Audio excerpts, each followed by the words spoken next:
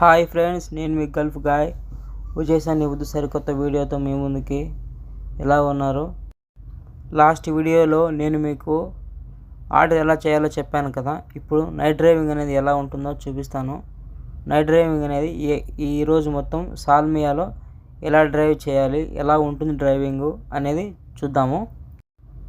మొత్తం నేను పనిచేసేది 6 గంటలు. ఈ 6 గంటలు 2 గంటల సేపు ఆర్డర్లు ఉండవు మ్యాక్సిమం ప్రతిరోజు. దాని తర్వాత ఆర్డర్లు అనేవి స్టార్ట్ అవుతాయి. మొత్తం నేను డ్రైవ్ చేసేది మొత్తం 4 గంటలు అనేది మీకు వీడియో చేసి చూపిస్తే 4 గంటలు చాలా లాంగ్ అయిపోతుందని కొంచెంగా కట్ చేసి మంచి ఏరియాలో, డ్రైవింగ్ కష్టంగా ఉన్న ఏరియాలు అనేవి మీకు కట్ చేసి చూపిస్తున్నాను ఫ్రెండ్స్. కొంచెం జాగ్రత్తగా చూడండి. 2 గంటల ఆర్డర్లు ఉండవు అని అనుకున్నాం కదా. 2 గంటలు అనేది కాదు, మొత్తం మీద రోజులు చాలా వరకు ఆర్డర్లు అనేది రావట్లేదు. కువైట్లో ఎండాకాలము ఎవరు కువైట్లో ఉండరు.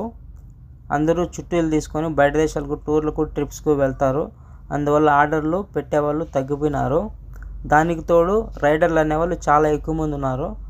అందువల్ల రైడర్లు పెరిగిపోవడం వల్ల ఆర్డర్లు తక్కువైపోవడం వల్ల ఫ్లక్చువేషన్ అనేది ఏర్పడి ఆర్డర్లు అనేది రావడం లేదు.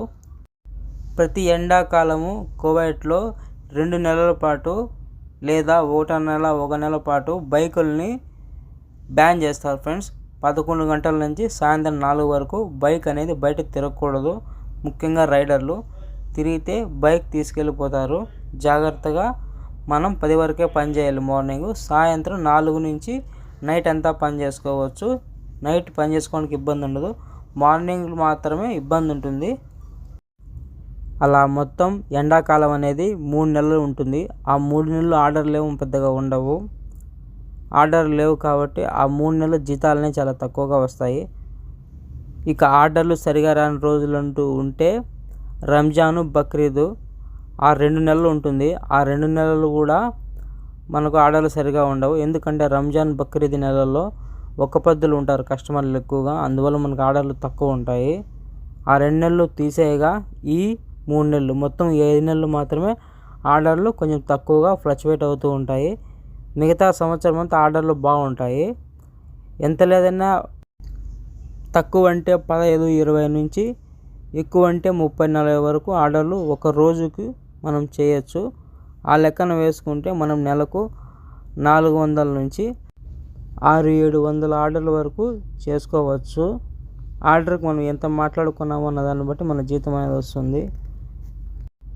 బిలో అంటే 30,000 రూపాయలు, యావరేజ్ ఉంటే 50,000-60,000 రూపాయలు, ఓవర్ అంటే 1,00,000 రూపాయల పైన సంపాదించే వాళ్ళు కూడా ఉన్నారు ఫ్రెండ్స్.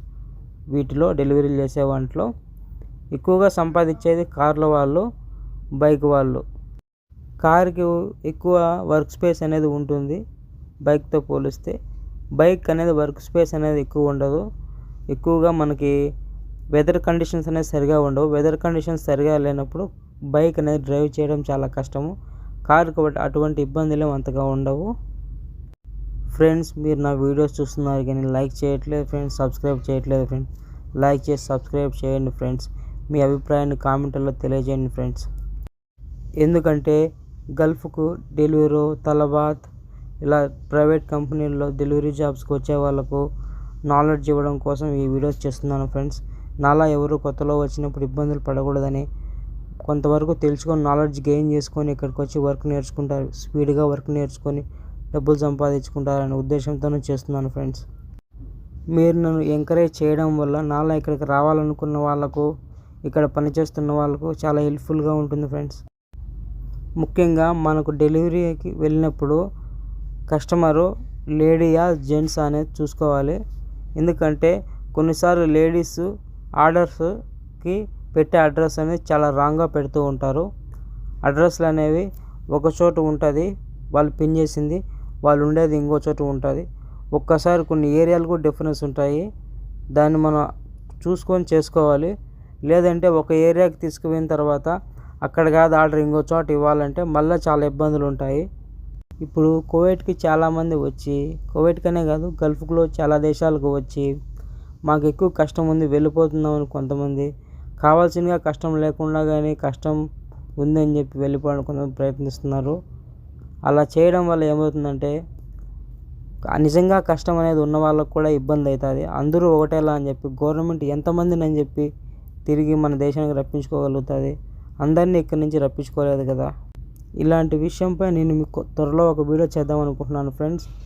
ఆ వీడియోలో కష్టం అంటే ఎలా ఉంటుంది, ఒక 18-19 సంవత్సరాల పిల్లలు కూడా తోటలో ఎలా అసట్లు పడుతున్నారు, కష్టపడుతున్నారు అని చెప్పి వీడియో చేయాలనుకుంటున్నాను. ఆ వీడియో కావాలా వద్దా అని చెప్పి కామెంట్లో కామెంట్ చేయండి ఫ్రెండ్స్. త్వరగా ఆ వీడియో వచ్చేస్తుంది మీరు కామెంట్ చేస్తే, లేకుంటే లేట్ అవుతుంది. తర్వాత కామెడీ వీడియో చేయాలనుకుంటున్నాను. ఏది ముందు చేయాలో మీరు కామెంట్లో చెప్పండి ఫ్రెండ్స్. కువైట్లో డెలివరీ బాయ్గా కొత్తగా వచ్చినప్పుడు చాలా కష్టాలు ఉంటాయి ఫ్రెండ్స్. మనం డెలివరీకి వెళ్ళినప్పుడు ఆ ఇల్లు కనుక్కోలేము, ఇండ్లన్నీ ఒకేలా ఉంటాయి. ఇంటికాడికి వెళ్ళి ఫోన్ చేస్తే కొంతమంది కస్టమర్లు ఫోన్లు ఎత్తరు, కొంతమంది రాంగ్ అడ్రస్లు పెడతారు. కొన్ని సిటీలకు దూరంగా ఉండే ప్రాంతాల్లో అయితే రైడర్లు ఒంటరిగా ఉంటారని చెప్పి ఆ రైడర్, కార్ రైడర్ కానీ బైక్ రైడర్ కానీ వాళ్ళని కారు కానీ బైక్ కానీ ఆపి వారితో గొడవ పెట్టుకొని కత్తి కానీ తుపాకీ కానీ చూపించి భయపెట్టి వాళ్ళ దగ్గర ఉండే డబ్బులను తీసుకుంటారు భయపెట్టించి. అలాంటప్పుడు మనం ఏం చేయలేము ఫ్రెండ్స్. వాళ్ళు అడిగిన డబ్బులు ఇచ్చేసి అక్కడి నుంచి మన ప్రాణాలు కాపాడుకొని బయటకు వచ్చేయాలంతే. కాకపోతే అప్పుడు వాళ్ళ బండి నెంబర్ కానీ వాళ్ళకి సంబంధించిన ఆనవాళ్ళు కాదు ఏవైనా కానీ మనం గుర్తుపెట్టుకోవాలి. తర్వాత పోలీస్ స్టేషన్లో కంప్లైంట్ ఇస్తే మన డబ్బులు మనకు రికవరీ చేయడానికి పోలీసులు చాలా కష్టపడతారు ఫ్రెండ్స్. ఇక్కడ చాలామందికి అలా వెతికి వాళ్ళ డబ్బులు వాళ్ళకి తిరిగి ఇప్పించడం, రికవరీ చేయించడం చాలామందికి జరిగింది. మెయిన్గా చాలామంది అడిగేది ఇక్కడ కాస్ట్ ఆఫ్ లివింగ్ ఎంత అవుతుందని చెప్పి.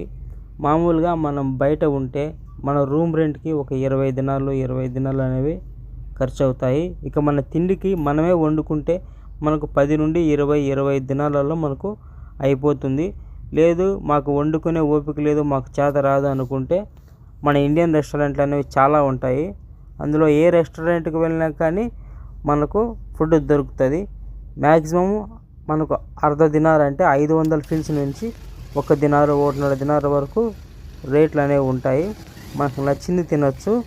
లేదు మాకు డైలీ వస్తామని చెప్పి అదే హోటల్లో మెస్సు మాట్లాడుకున్నారంటే మీకు కొంచెం డబ్బులు తగ్గుతుంది. తక్కువ ఖర్చుతో నెలంతా తినవచ్చు. మ్యాక్సిమం నేను తినే హోటల్లో అయితే 34 దినాల్లో ఖర్చు అవుతుంది 1 నెలకు తినడానికి.